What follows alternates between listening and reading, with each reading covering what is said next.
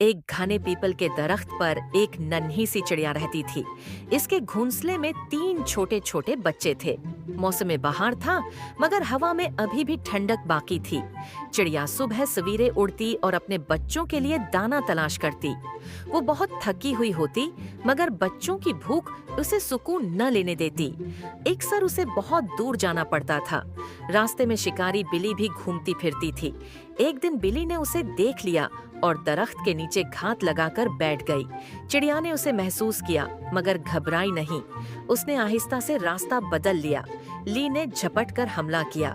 चिड़िया ने ये मंजर देखा तो फौरन लपकी। इसने हिम्मत जमा की और बिली के सर पर जोर से चोंच मारी।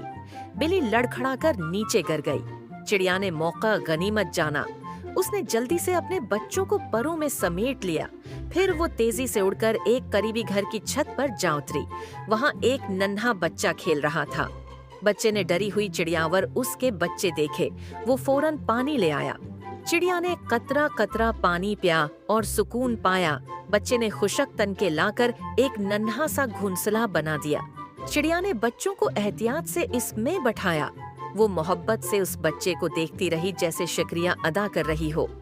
बिली दूर खड़ी उन्हें देखती रही, मगर अब करीब न आई। चिड़ियावर उसके बच्चे उस घोंसले में महफूज और खुश रहने लगे।